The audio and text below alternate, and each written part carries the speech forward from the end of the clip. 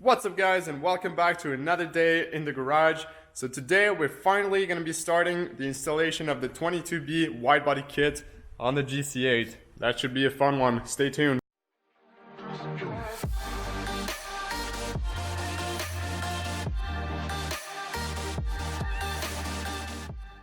So before I get started, let me just say a few things. I've never done a wide body kit before, so this is going to be a learning experience for me, and I hope that by showing my process and my mistakes, some of you guys can benefit from it and not do the same. So yeah, that's about all I had to say, and then the kit is right here. That's the ABW 22B kit in 60mm wide, and of course it's the 4-door version. Which is going to be trickier because it actually has one more panel than on the 2-door version, and which means you have one more panel gap to watch out for, and you actually have a door which moves. I mean, you open and close it. So yeah, a little bit trickier, but the rest is all the same. And oh, car. So yeah, let's probably start by removing the bumper, all the window trims, and everything that could get in the way.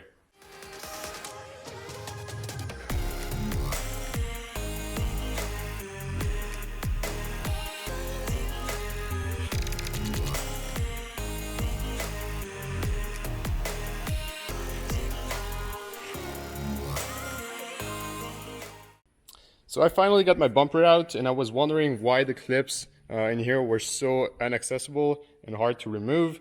I ended up breaking 2 of them because of it, and I have plenty on this car, so that's fine. But yeah, I think you're supposed to remove the entire bumper beam with it, which means you have to undo the 3 bolts down here, and then it should come out just fine with the bumper, which I didn't do. So yeah, it's probably a good thing to know for the future. Now that the rear is all cleaned up, let's jump to the front of the quarter panel. We have a bunch of trims here that I need to remove, and I'm also going to be removing the entire glass and all the window mechanism, because that's not needed and it's going to have to go for paint anyways, so I might as well just remove it now. I'm not sure exactly how to remove those, but I think there's one screw here, one screw there, and then this should be able to slide out somehow. And for this guy, you actually have to remove the rubber thing first, and then there are some screws accessible all the way to the front. 2 hours later. All of the door moldings, the window trims, everything is out. I didn't film this because it would have been pretty tricky. You kind of have to get into small spaces here and there. But yeah, it's all out. I took the glass out. The motor is still in, as you can see here, but the 2 sliders are out. But yeah, it's looking pretty bare, and I think now I can try to test fit the kit, and we'll see how that goes.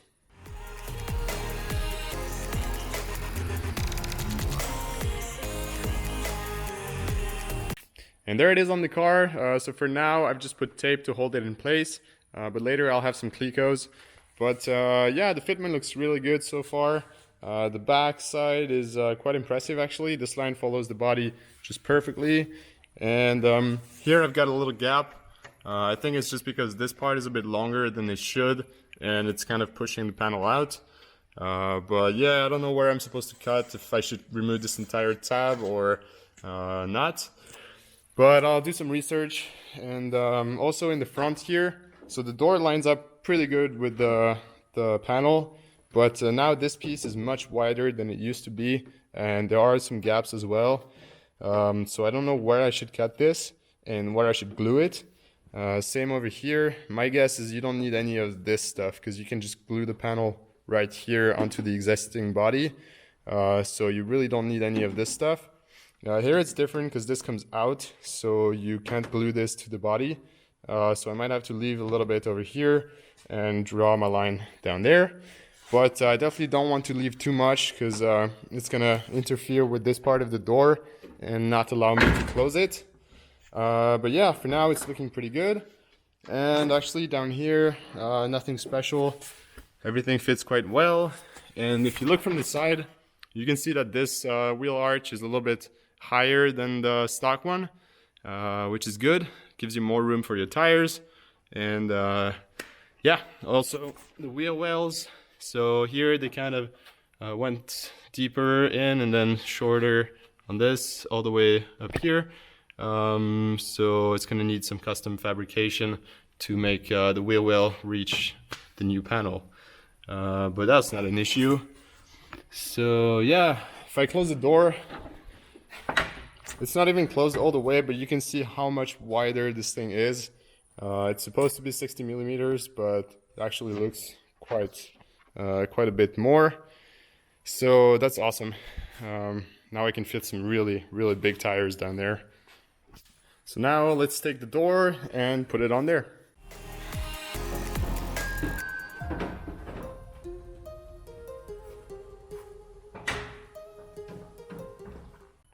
And the rear door is on, same thing, just with tape. And it's poking out a little bit. That's just because I can't close the door because of this panel. But otherwise, the fitment, like, it looks good, but it's I'm a bit surprised because I thought this panel would just fit over the door and you could glue it on, you'd be done.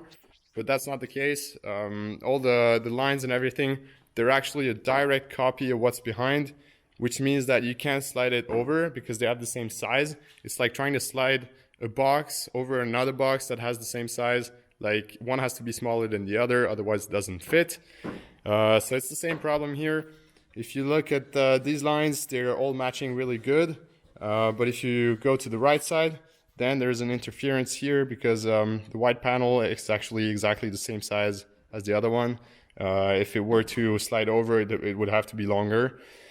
So that's a bit of a surprise to me, but I think, like, it's normal. Obviously they made it that way, but so I'm not sure if I'm supposed to cut the door and leave this part of the panel untouched to put my rubber seals and everything on top, or if it's the opposite, I'm supposed to cut the white panel, like maybe here, and then just glue it on top of the door. And leave basically the metal here as it is or as it was. So I don't know about that. I'm gonna have to do some research, maybe ask them at ABW. But otherwise, I mean, it's looking really good. Panels are quite straight already. And if you imagine that the door would be pushed in, like, it's actually really good. And the door cap, I have no idea what I'm supposed to do with it. I'm guessing just drill a few holes, put the filler, and then, yeah, I don't know. We'll figure something. Otherwise, from the front, so this door isn't closed all the way either. That's why it lines up okay, you know. But yeah, that's wide. I cannot wait to see this thing on the streets. I just finished putting the second side on, and the fitment over here is really similar to what the first side was. So that's good. But I put the wheels on and now this thing looks so good. It's a freaking beast, and I cannot help myself but keep putting the rest of this kit on. So now I'm gonna grab the rest of the pieces upstairs and do the front, maybe throw the bumpers on as well, and then maybe take some shots. But yeah, for now, the rear looks really massive. If you look, those are the stock STI wheels. So, and everything else from the STI, so that's how wide the actual STI would be. And you can see how much wider this kit actually is. That's really impressive.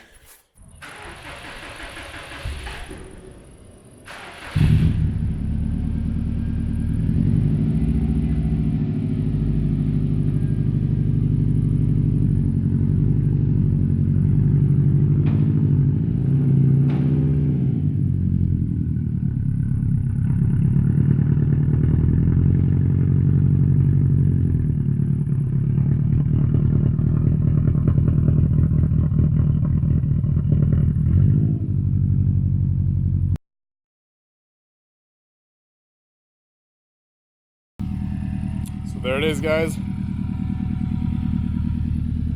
Quick walk around of the beast. Look just how wide this thing is.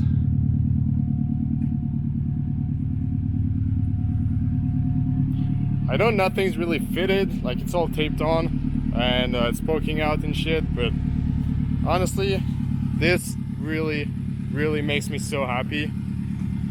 Makes me believe like this car is actually gonna be done one day. I was starting to lose faith. now I want to put the bumper on and the hood, so let's do it.